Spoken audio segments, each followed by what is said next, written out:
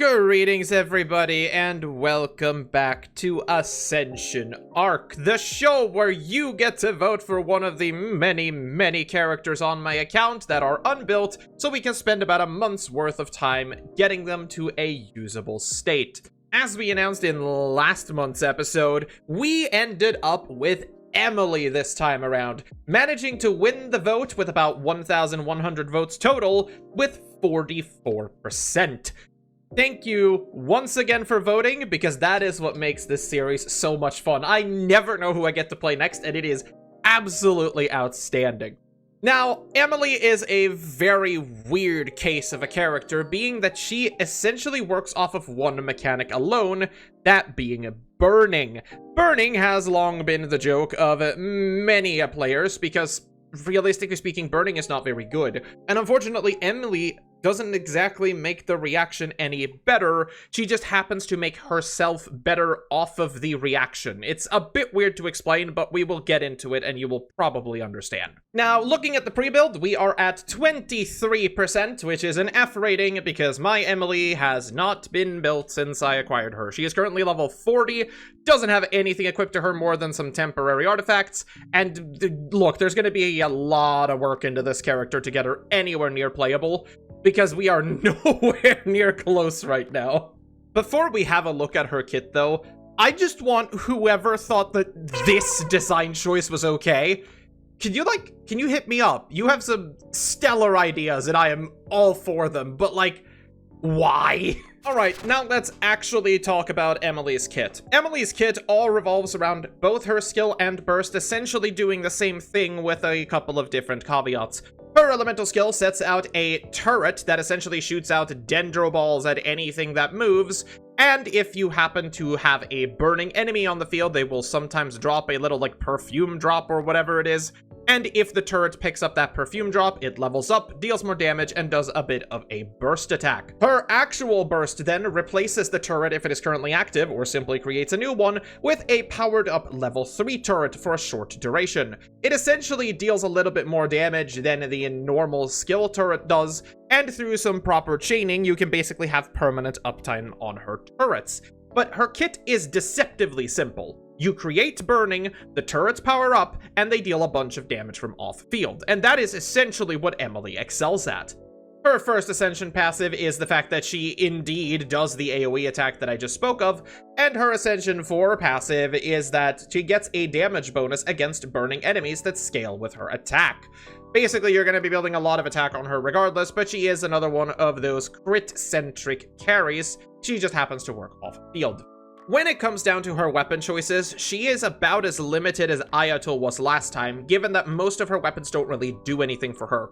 Her inarguable best in slot is, of course, her own weapon, giving her absolutely anything that she wants and more, and she only really runs 3 optimal weapons. She has Shenhe's Spear, which actually works surprisingly well with her. The only thing you have to do in order to make it work is make sure that you burst before you use the skill in order to activate its effect. Then she has the 2 Battle Pass weapons, being Death March and whatever the Tundra Fjord thing is. Both of them work fairly well depending on the team that you are setting up. One of them gives slight elemental mastery but less crit rate, and the other one has more crit rate and flat damage depending on what you feel that your party needs. She also has a bunch of stat sticks given in the stat sticky weapons like Staff of Homa, and she has a couple of situational weapons that you could use if you have nothing else available, being something like Favonius Lance, the Kitchen Spear, and 2 of the event weapons that we've gotten previously that are both attack percent. They can work under certain circumstances, but they are not recommended to use. If you absolutely have to use a free-to-play weapon on her, consider using a Favonius Lance or a Shitten Cross Spear, as they will be your best options. Now, when we're talking about teams for Emilie, this is when it starts to get weird. Emilie, of course, is entirely reliant on triggering burning for her to do her best DPS. Without the ability to trigger burning, she is going to be losing a lot of her personal damage, and her actual dendro application is fairly low comparatively to a lot of other characters in the game, so there's not really a reason for you to be running her unless you are actively attempting to run burning. There is only one other character in the game that really benefits from having burning, and that is Kinich. I will, however, not be playing Kenichi in this video because I wanted to experiment and see if she can actually perform well with other teams. So instead, I'm going to be playing what I am only going to be describing as the silliest thing I've ever done. Our main DPS for this team is going to be Yoimiya, because I love Yoimiya and I kind of want her to show up in one of these episodes. Our sub DPS is going to be Emilie herself, and our two supports is going to be C2 Jean and Bennett. C2 Jean is here, of course, in order to get attack speed to Yoimiya to help her out a little bit, because as we all know, my girl has fallen behind in recent years, and Bennett is Bennett. This, of course, will help to trigger Emilie's burning basically every single time we do anything, and that's great. We are hoping that the damage of both Yoimiya and Emilie combined will be enough to do, God, I don't know, something.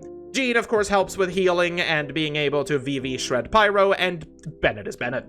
There are a ton of teams you could potentially play with Emilie, of course, Kenichi being one of the most solid options you have, and realistically speaking, if you pulled for Emilie, most likely you did so in order for her to act as a support for Kenichi. You also have more defensive options in most of the Geo characters, like Zhongli. It works fairly well there. You can play any animo you would like. They all suffice in one way or another. And if you really need Pyro DPSs, of course, you have the likes of Arlecchino, Mawika, Diluc if you really feel like it. You know, the sky's the limit here. Any Pyro character and you are good to go. Free-to-play teams, however, are a little bit tougher for Emilie. Emilie can be played on-field if you absolutely feel that you must, but she does way better off-field to leave space for another on-field carry. Jangling and Bennett being two of her best teammates is absolutely outstanding, and if you are in a free-to-play team, that is most likely what you're going to be ending up playing, and then you can flex whatever main carry you happen to have. As long as it doesn't disrupt the burning aura, you are essentially good to go. But yeah, with all of that preamble out of the way, let's take a look at my Emilie, because she is definitely a case. My Emilie is level 40 at the moment and just isn't capable of doing much. We will be running her with absolutely not that. We will be running her with Death March, because I kind of want to level this weapon after owning it for so long, and I figured this is as good of a time as any. I do in fact have Shenhe's weapon as well, which is the Calamity Queller, which I would most likely be running otherwise. But I kind of want to have an easier time building with crit this time, and the Death March gives an absolute ton of it, so I figured why not. She is also Constellation 0, and her talents are completely unleveled. I've done absolutely nothing on Emilie this time around. It is kind of insane. I have a couple of artifact pieces that I've kept here from farming the other artifact as part of this domain. I just happen to have these. This one is decent. The feather isn't great, but it does have crit damage on it. We have a flower that has both crit rate and energy recharge, which is pretty good. We have a crit rate with crit damage circlet that is unleveled, but that could possibly help out. And we have an on-set dendro damage bonus goblet with attack percent and crit rate.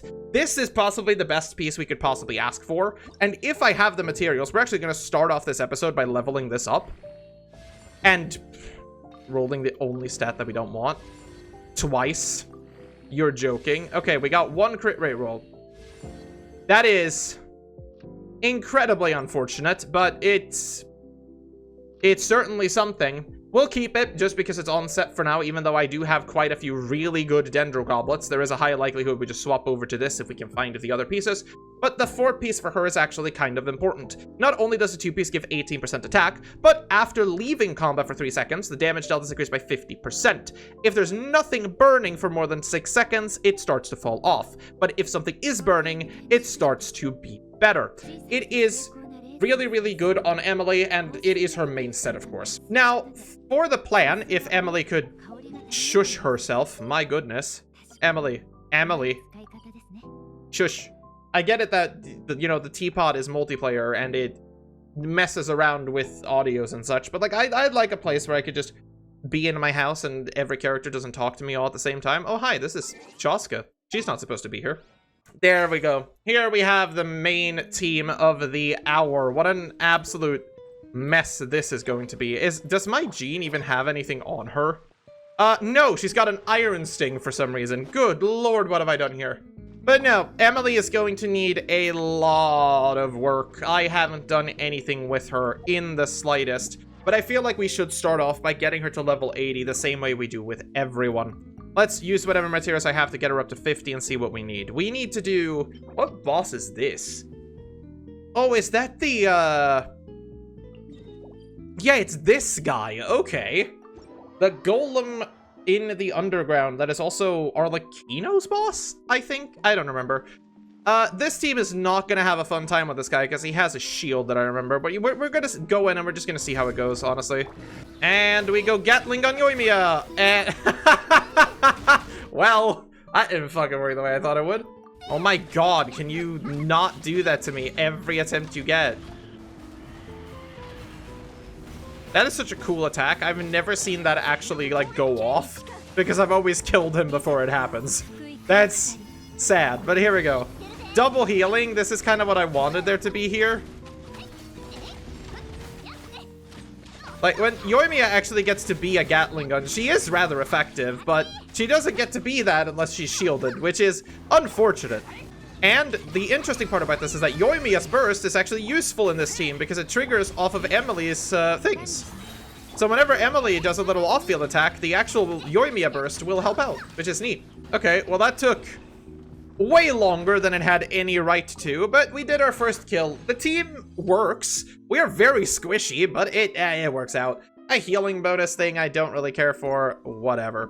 We should actually have enough immediately to do it again, right? Yeah, we do. We just need 6 of the emerald fragments that I don't have, because we haven't actually been leveling any character in Dendro for a very long time. I'm gonna use the rest of our resin today just killing this boss. We have 137 left, and we'll see how far we can upgrade Emilie once I'm done. There's kill number 2, and we got an HP head, which is whatever, but hey, we got a 4-drop. Nice. There is kill number 3 for a 3-drop and a bad flower, but hey, that is what it is. And there is the final kill for today, which that's not a half bad thing, actually, and 4-drop. Very cool. All right then, a little bit of crafting later. We actually managed to scrounge up our way to level 60, which is great.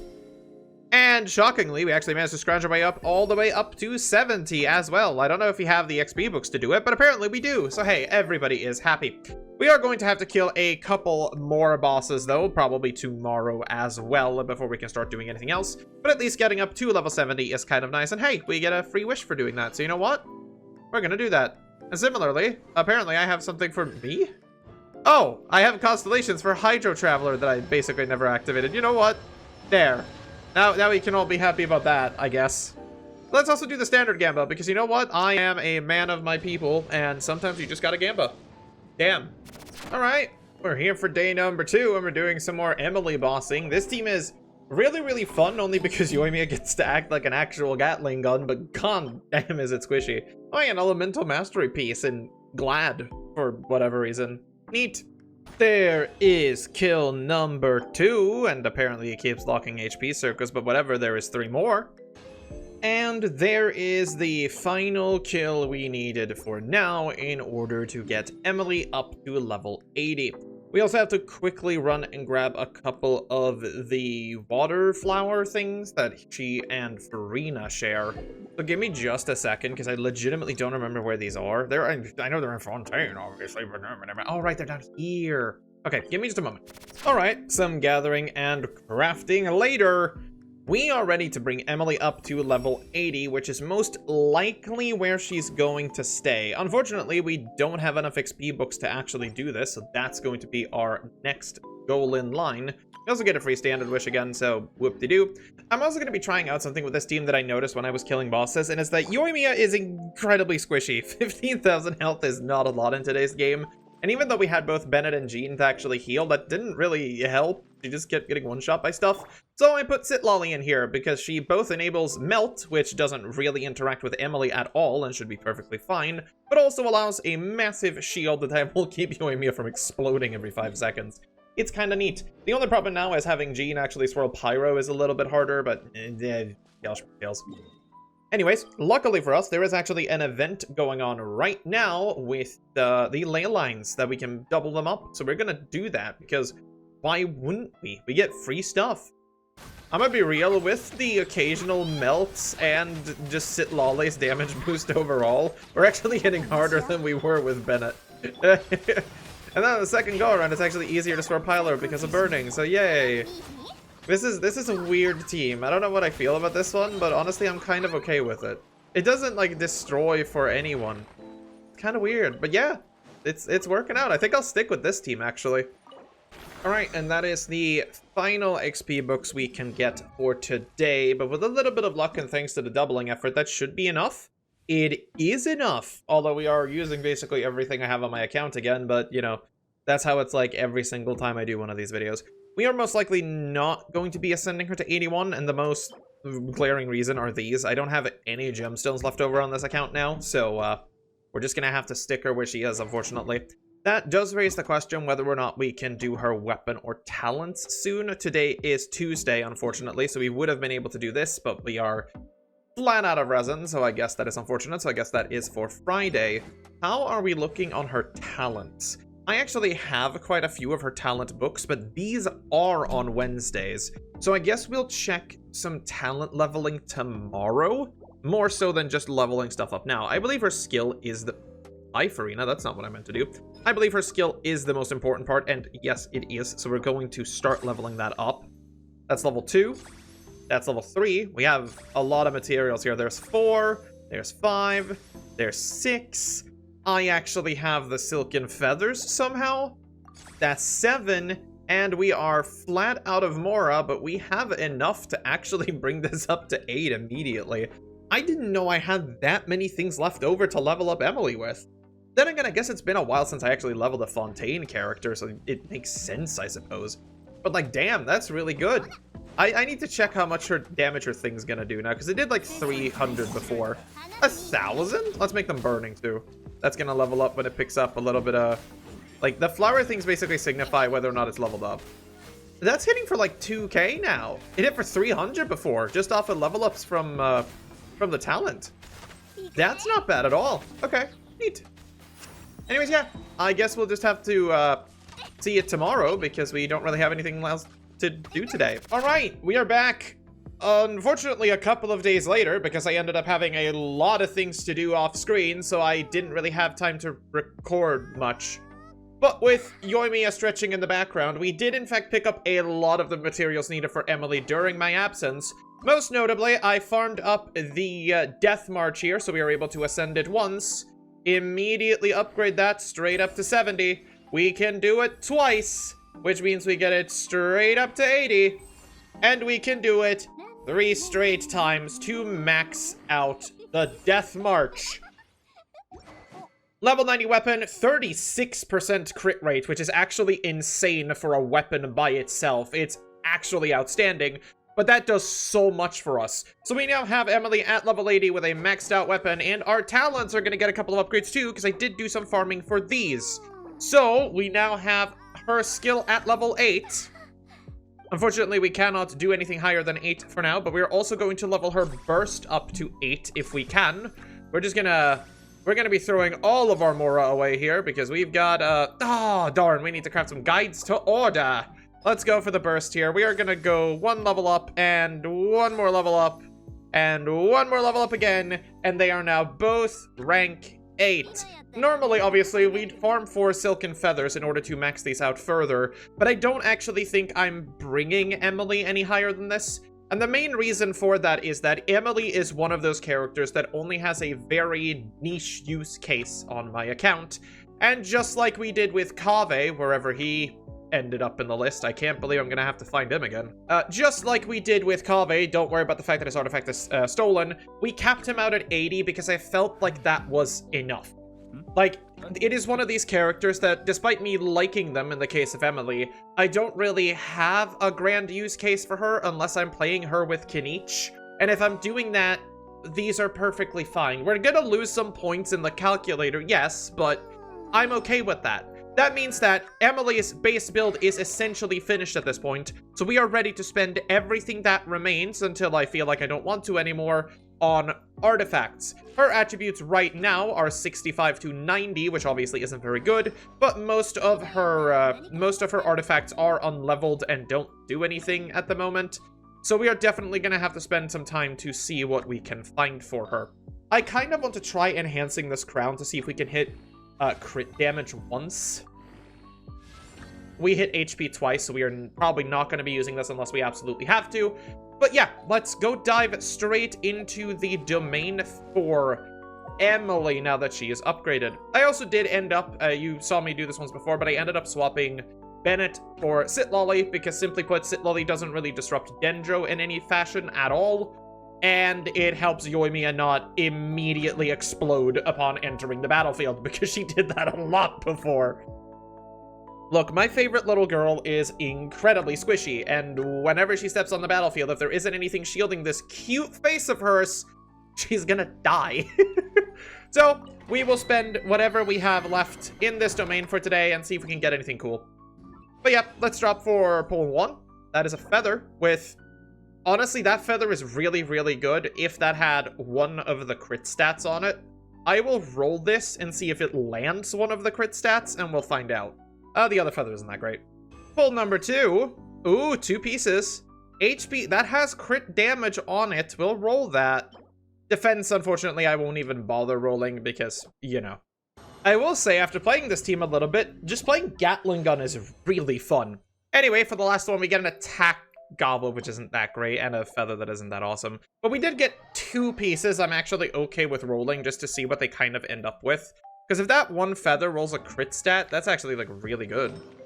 Let's have a look-see here. We go for this one. We find the one that we just got, which is this. I would prefer this probably rolling crit damage, but defense. I'll hold on to it, but I don't think we'll use it. And then it was the feather here that had crit damage and attack. If this was crit rate, this is outstanding. Flat attack. We'll check the next one. Attack percent is still okay. I'll keep rolling. Attack percent again is still okay, but if it becomes into crit damage, I'll be happy. Jesus. Okay, buddy. What in the, like, what is that roll? I don't hate that, but that is still really awkward. It is 18% attack, but literally nothing else. Yikes, man. I mean, we'll have it on for now. It is better than the one we had, I suppose. Oh well, we'll see in a day's time what we can get. So there I was, doing the daily artifact run while eating a club sandwich for lunch, and we managed to get a flower that doesn't entirely suck. This could be really good. We're gonna favorite this, and we're gonna hope it rolls well. Alright, it's flower time. Unfortunately, this one didn't do as well as I had wanted, so we're actually going to detach this from existence, because double crit is always going to be better than 18% attack in our case. It's unfortunately the way of life. We are hoping this rolls at the very least 1 into these 2. It doesn't matter which one, I don't think, at this point. We'll take either one. I don't like this joke. I don't like this joke. This joke's not funny. I'll bring it up to 16. I guess I won't. I have to kill something for it. This joke fucking sucks. We also managed to find an attack stance in the same day, but unfortunately the substats on this are awful. But it is better than whatever she's currently wearing. Oh, she's not even wearing anything at the moment, which I guess compensates for that fact then. I'm pretty sure she wants to run attack percentage, yeah. We'll get it up to 4 and see if it does anything. Crit damage is pretty cool, but having to dodge all 3 of these to land crit damage is unreasonable to say the least, but we'll keep it for now. Oh, 3. That is a pretty good feather, but it is not what we want on it, and the other 2 are pretty bad. And the last one for today. Oh, wow, that is a really good HP goblet. That is a crazy HP goblet. Unfortunately, it's on a set that doesn't really have anyone that uses HP, but I might actually just save that, because that could be an off-piece to someone. That's insanely good. We're also going to scam box a little bit today, just to see if we can get anything that's even remotely useful. We got a feather that isn't very good. We got a defense head that I don't care about. We got that. This one also isn't great. Another one, this time a sands. That's insanely good, but it's once again not for these characters. I don't know who ever wanted to use that, but whatever. Here's a defense. Crit damage is cool, but no crit rate as an off stat, so not really useful. Oh well, we got some really cool off pieces for other characters, but oh well. So I'm going to be real here. It's been quite some time since I actually sat down with Emilie. I've been doing her farming mostly off-screen because there hasn't been anything even remotely exciting that's happened, because we've kind of just failed to gather artifacts for the grand sum of almost 2 weeks. A lot of things have also happened, you know, in real life and in game in this time. Nod Cry has been released, which has brought upon it just a bunch of nice little upgrades to, you know, building characters and doing things. Also you. Shoosh. Alright, now that Emilie will be slightly more quiet. There's just a lot that I've tried to do my absolute best to get somewhere, and we have a couple of pieces that are worth talking over, I guess. We do have this feather. This feather is actually pretty good. 13, 18, 11 is not awful. I did manage to, I think, get another one right here with double crit on it, so we might roll that. In terms of flowers, though, we have been very, very dry. This is the only other one that I've gotten that's even remotely acceptable, and it is not very good. But at least it has 1 crit stat, as opposed to this that have none. So we might just shove everything into this and pray that it rolls crit rate and EM and nothing else, because legitimately there hasn't been anything else to roll. It's pathetic. For sands, though, we actually have gotten this attack sands, which is crit damage on it, as well as this attack sands that has crit damage and elemental mastery. Both of them are very good, so we're going to roll some of those. In terms of Goblet, we have not found anything even remotely close to rivaling this, because it is an onset, attack, and crit. Even if the rolls are bad, it is better than nothing. And in terms of Headpiece, there is a crit damage one, but we have this crit rate with crit damage on it, and I think that's what we're going to have to end up using regardless. I also found this attack one with crit damage, crit rate. Unfortunately, it's just, I don't think we're going to have the stats to do anything if we choose to use this, which is a shame. But for the time being, we're going to roll this attack sands first. We have 2 alternatives here. This one would obviously be the better one if it rolls well, so we're going to use this. And we're going to hope, obviously the first one is going to be Elemental Mastery. That is a very nice update, by the way. I'm very happy that they do that now. We need to see some crit damage on this, because if we don't, I don't know what we're going to do. ER is not awful. I don't have to, like, scream because of ER, because ER does actually help. EM is okay. EM is, again, it's okay. Burning doesn't really use much of it, but I'll take it. A single roll into crit damage is nice. Then we at least have 1.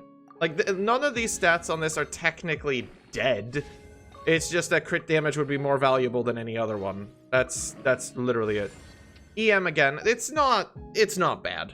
I mean, I should be angrier because, you know, it's this show, but for what I've invested into this, I think this is fine. Alright, let's have a look-see and see if this crit rate one can roll crit damage at least once then, because we need that desperately. It's rolled HP twice. It does roll crit damage once. That's very nice. That's at least something. Maxing it out if it rolled HP 3 times. What is our crit rate right now? 78. We would lose 30% if I were to discard this and put it into the crit damage one. Oh, sorry, not that one. Where did it go, actually? I'm lost. This one. Yeah, the attack one here is probably good. But I don't know if I want to sacrifice guaranteed crit rate for rolling these 2 when these 2 are right here to fuck it up. I don't know if I dare to do that. And also this one has crit damage, but has absolutely no crit rate on it, which is just bad, because obviously Emilie is a crit rate character. She really wants to use that. I'll be like, I'll roll this to +8. Yeah, no, okay, I'm happy we didn't roll that. That did not help us. Okay, great. So then we have what? We have the flower that we need to do. And we can either try and roll this one for crit rate, or keep this one for attack and energy recharge. I think we have to swap and attempt to get crit rate, probably. Because I feel like that's gonna be more useful than these 2 in the long run. And if we do roll insanely well on crit rate on this for some reason, we could actually argue swapping over to the crit damage helmet, but I don't think we will. We could also try and roll this again, but this has failed us twice. So you know what? I will take the gamble. Both Elemental Mastery and Flat Attack are not awful on this. It's not good, don't get me wrong, but we will gamble. I am a gambling man. Let's gamble. Gamble. I regret it immediately. That's super unfortunate, actually. That didn't give us anything that it gave us some EM, I guess. That's sad. Man, that could have gotten so good, but not today, I guess. That is just the way of the game sometimes, though. What are you supposed to do? We'll max it out, whatever. We get one roll into crit rate. Great. Doesn't really help at this point, but I'll take it. 20, 20, 20, 20, 20. Also, this... We actually did find something. Speaking of Ayato, this is completely irrelevant. During my adventures with Emilie, I actually got this Hydro Damage Goblet, which is insane. I kind of want to stuff things into this and see where it goes. Alright, I found an old level 20 piece that wasn't that good. So, I'm just interested in rolling this because it looks like it would be cool. Honestly, one defense roll sucks, but... I mean, we can solve that, hopefully. I mean, okay, you know what? That's an absolutely kick-ass Hydro Damage Goblet. 27% crit on a goblet? That's not bad at all. Swap that over. You can have this one. Holy. Yeah, we're down to 62 now, which isn't exactly great, but 187 crit percent? I'll take it. Good job, Ayato. You get to exist in this video. But yeah, no, it's unfortunate. What we can do, if we want to attempt to upgrade anything, is that we can gamble this really good feather away on the feather that I found here, because this feather is insane, but there's also defense. But we live for the gamba, right? You've all seen what the build is. I'll show it to you once again. Don't gamble, kids. Don't gamble. You heard me. Don't do it. But we're gonna gamble because that's half of the fun of this show. So let's gamble. Let's swap over to this one. Oops, we have to switch over to it first and then unlock this. Goodbye, good feather. You've served your great purpose. And now we simply hope that this rolls even remotely better than the other one. Crazy Gunman. What the hell? Okay, that's not what I expected. 4 crit rate rolls? Huh? Ha! What the fuck? Who decided 4 was the correct option? I'm sorry? 4? Oh, okay. Gamble successful. Ah, shit. Well, that makes me wonder. With that roll, we can now actually... I didn't expect that to happen. Did we get rid of that one? Oh, we didn't. We kept it. Okay. We're safe to do this swap now. Huh. I mean, we're gonna stuff this in here and hope that it rolls basically EM or ER, I guess. It rolled 3 times into flat attack. What's happening today? These are the weirdest rolls I've ever seen, but we're now on 72, 158, which is significantly better than before. We did lose some attack off of doing that, but look, I'm not telling you kids to gamble, but sometimes the gamble pays off in like the weirdest ways. I guess I have to like spend another day on Emilie now just so I can actually max out these pieces. So you know what? I'll give her 1 bonus day off of the regular schedule because I feel like if we could get these stats in a day, I think that's fine. So I'll be back here tomorrow with 1 final day for Emilie, and then we will round up everything and see how it goes. Alright then, I have done 1 more day of artifacts. We didn't actually find anything remotely cool as usual, but we are going to finish up with Emilie today. We are going to upgrade the feather first, because this thing actually turned out to be outstanding. If this rolls 5 times into crit rate, that'll be the funniest experience I've ever had in this video game. So let's see if it does. No, but it is an actually perfect feather. All 5 rolls into CR and CD. Jesus. Why is this on Emilie of all fucking characters? If I had that feather on so many other characters, I would be so happy. Like, don't get me wrong, that's outstanding. But like, what the hell? Why this one? And unfortunately, let's just do the crown as well. This isn't really good, but it has 3 rolls into flat attack, so whatever. Yeah, 1 into energy recharge, sure. The important part about this one is the crit damage. And now, because we actually have a 5 set on Emilie, I kind of looked through all of the artifacts, and obviously we're keeping the feather. This thing's insane. We're keeping the Dendro Goblet, even though it isn't the best one I have on my account. There is, like, this one, which is very, very good, and there is the one Tignari is using, and there's the one Kinich is using, which has an absolutely absurd high crit damage, but I'd like to have the one on set because that means I never have to move it around. The attack stance is okay. It's got some crit, it's got some energy recharge, and elemental mastery, so there's no, like, super dead stat here. The piece we're actually going to be changing out is the flower, because the flower is the worst piece we have. It rolled a bunch of defense, it rolled very low into everything else, and I have so many other feathers that I can kinda steal from that aren't actively being used, like this one. This one is the one I normally used for Arlecchino in one of my builds, but I'm currently changing her over to play on the Fragment of Harmonic Whimsy, so I'm kind of dancing around and stuff. I also have a singular Skirk piece that is pretty good that I need to put on Skirk eventually when I decide to farm that set. But regardless, we're going to give her this for now, because it is a solid crit damage feather with some crit rate, which puts our end stats at 72, 192. Unfortunately, her attack is very low. As you know, with her talents, the rectification talent says that for every 1,000 attack, she deals 15% extra damage. We do kind of want to cap this out, but I had a look through all of the artifacts that we actually have access to, and the only real way of doing that would be to sacrifice this here for something like, let's see if I can find one that has a good attack stat on it. There is this one right now that Yon Fei is using, which would give us 15% attack. So let's swap this for the reason. Ignore that we're no longer on a 4-piece, you know, whatever. But it doesn't really increase all that much, sadly. So, like, it's a bit of a weird situation because you really do want Emilie to hit, like, the actual target for this, which you could do if you were using the attack head that we threw away earlier. But I don't know if that's really worth it in the end.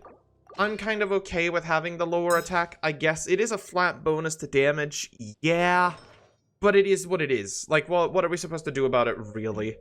We only spend about 2 to 3 weeks on Emilie. I believe I have spent 16 days total, which is just above 2 weeks. And for 2 weeks worth of work, even though, let's be honest here, most of the materials were technically pre-gathered, 72 to 192 is not awful. Like, that's not a build I'll be that upset with. Oh, you can just do that now. Look, I was actually going in, like, I was going to go into the Spiral Abyss to test out the damage, and apparently they have, like, a preset team, so you can literally just choose one of the teams you've made, and it just fills out the slots for you now? That's really handy. I didn't know that was added. Good job, Hoyoverse. You surprised me yet again.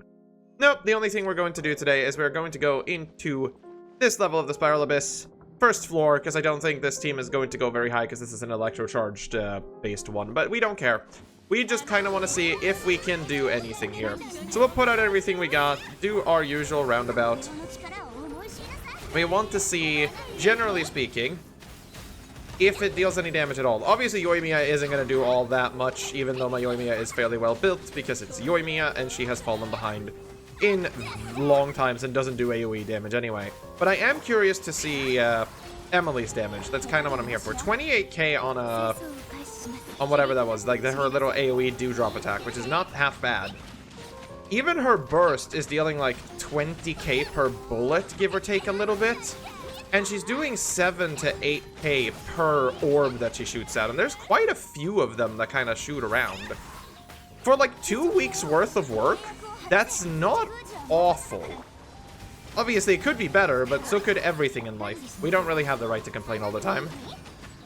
Like, it's not that bad. I think with proper, like, meta team building, if you were to do that, or, you know, actually building an Emilie team that's meant to run Emilie more than Yoimiya, I think it could work really well. Because you can kind of see here that we can now burst here to store the thing. That's going to do a little bit of Bazinga damage.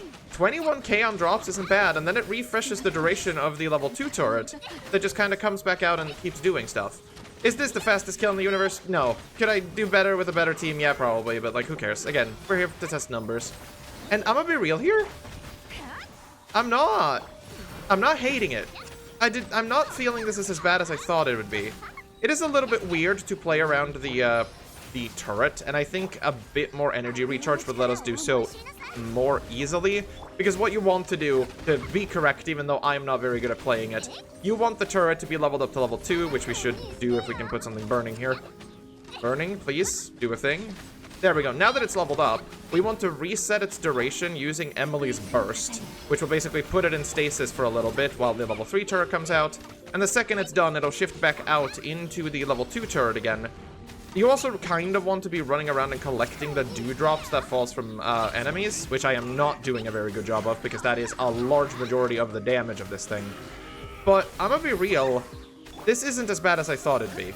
Am I good at it? No. It would take me some time to adjust to playing with Emilie, I think. And I just got you and me a kill. But honestly, I like the idea of the team. Was it made for this Abyss? Absolutely not. Was it even meant to beat the Abyss? Probably not, let's be honest here. But I kind of like it. I will say, Emilie might actually make it into a couple of teams as an off-field Dendro unit. I don't think she's ever going to replace Nahida, because Nahida is just so much better at doing the whole Dendro thing than Emilie is. But I still think I'd pick her out every now and again, because having a character where you can just pop something down and ignore it for the rest of time is kind of nice. Anyways, we have a roundup to do. Let's go to a roundup.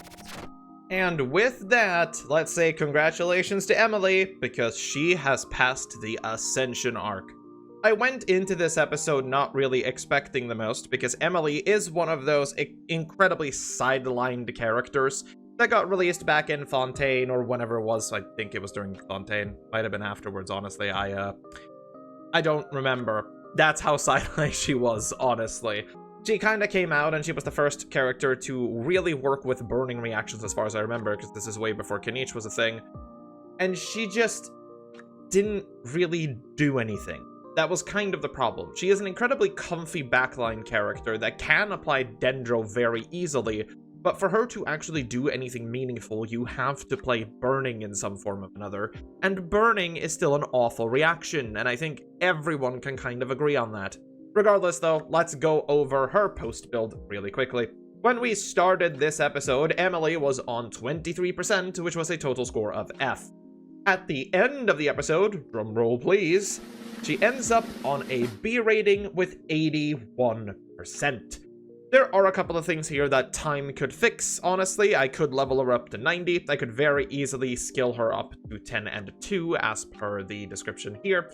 The circlet we have is also god-awful, and I did a test by replacing the flower to the old one and a better circlet that I had, but then we got flagged for the flower instead, so it kind of ended up in the same boat in terms of points. Our substats are also obviously not at 2300 RV, but it is very rare for us to reach any of that. 1800 RV is what we end up on, which isn't horrendous, but it is bad.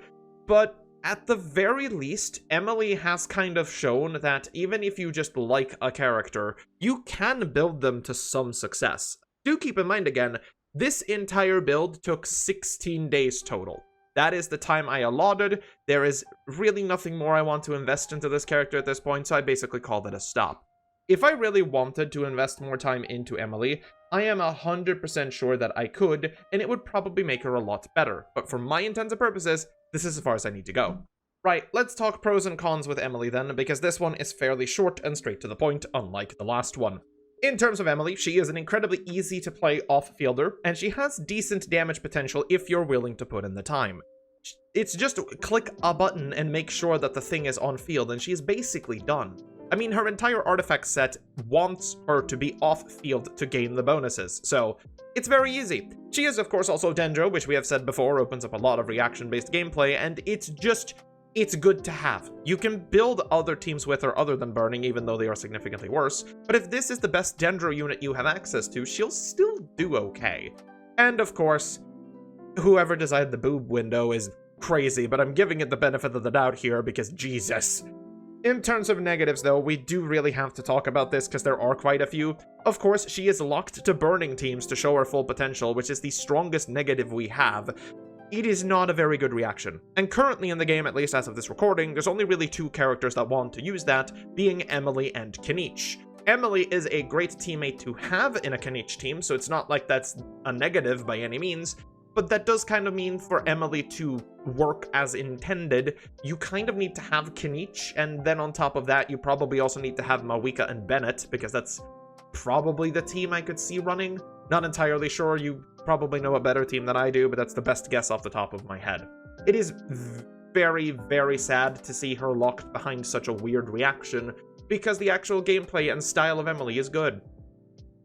She also, like some other characters we have, lack good weapon options. Her best weapons by far are obviously her own weapon, which shouldn't come as a surprise, but every other weapon that she wants to use is basically a battle pass weapon or another paid weapon like Shenhe's. It's not that great when your best weapon options are all paid for in some way, not even by wishing, but like 2 of the best weapons she can get are literally on the battle pass. It's a bit weird. Also, being a Dendro character, she kind of suffers from the same thing that we talked about in the Ayato episode, is that she has a really hard time keeping up with other characters of her element. Right now, as of Nodcry's release, she basically has to contend with both Nahida and Llama, which are 2 incredibly hard slots to fill if you are Dendro. I mean, Nahida by herself defined a playstyle for multiple years at this point, and Llama has now stepped in and made Bloom and Bloom reactions something incredible again. It's really, really, really hard to warrant, you know, fighting back, in a sense, when that's what you have to contend with. Like, picking up Emilie at that point, unless you really like her design, is not something most people are willing to do. Lastly, and I mentioned this a little bit in the beginning of the video, if you are free to play and did pick up Emilie, your options are fairly limited. You are basically locked into playing both Xiangling and Bennett because they are going to be your 2 best friends playing Emilie. And if you were already playing those 2, they're basically going to steal the limelight the entire time because it's Xiangling and Bennett. What did you expect here? But I will say, as a round off to Emilie, I am kind of happy that I built this character. I do absolutely adore her looks. Her entire design is very... It's beautiful, like most Fontanian ones. They are just really, really nice to look at, and I am happy that I can now pull out Emilie for a Burning Team if I ever need her, or if she ever pops up in the Imaginarium Theater or something. I don't have to feel bad about including her, because she does actually do something. Now for the more exciting part about this episode, though, we need to talk about the vote, because this time around, it was the first time where the Ascension Arc Vote was changed. Because of this show now picking up steam and people actually enjoying watching it, we are having a lot more votes coming in to Ascension Arc. So what I did was I changed how the membership votes work, and now they have many, many more votes on their side. So if you want to vote for a particular character at some point, consider a membership. You get to sway this series way more than you did before. But for this week's vote, we had Yume Mizuki, which is our latest addition to the standard banner and is just a weird swirl character that I don't think anyone really paid attention to. Rosaria, which has been a crit rate booster for cryo-based teams for quite a while since her release. Xiangling, which I believe every single person out there knows. It's Xiangling. I could post the entire copy pasta here, but I will refuse to do so. And lastly, we had a mystery choice of Dendro. The mystery choice this time was none other than our favorite scout, Kale. That's gonna be a weird one, but here are the votes. We got roughly 1,000 votes over on the community page, as well as every single member pitching in to cast their votes. Last place this time around was unfortunately given to Xiangling, as she only scored 7% of the votes, which is roughly 70 votes. Sorry, Xiangling, I guess you're gonna have to wait a little bit longer. In third place, we had Rosaria with 20%, aka 200 votes, which is also kind of sad because Rosaria is such a cool character that we recently picked up on standard only, so I guess I'm just gonna have to build her there instead of here.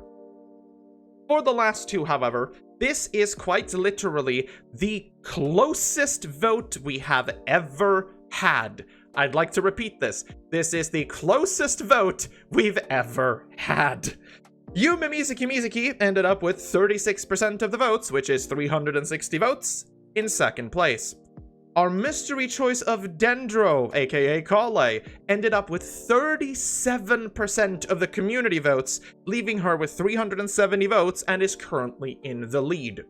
After adding all of the members' votes, where our most esteemed members both voted for Rosaria, meaning there is no change there, and adding together every single one of our votes, we have a winner.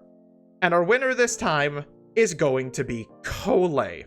Kole beats out Yume Mizuki by about 6 votes at the end of things, meaning that for the first time in this series' history, a mystery choice has won the vote. Holy crap. Okay, so we're gonna be playing Kole, which is Dendro on Dendro on Dendro on Dendro. You guys really seem to like the Dendro reaction, because this is like the 3rd Dendro character on this show now. Jesus. But yeah, we're gonna be building Kole. I'm not entirely sure what I'm gonna end up doing with Kole, because she is one of those characters that kind of fits into literally any Dendro reaction team, because that's kind of what she does. I do have Kale in C4, which means she gives out 60 elemental mastery when using her burst, which I guess is as good as we're gonna get on that.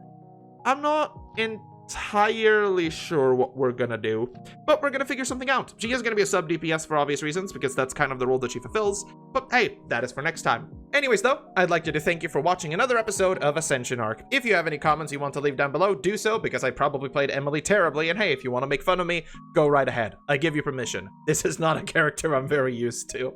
Other than that, if you have suggestions going forward, or if there is a particular character you might want to see next, leave them down below. Who knows? If you want to have influence over the show, as I said, consider a membership. They're cheap, they support the show, you get more stuff, everyone's happy. As always though, remember to stay safe out there.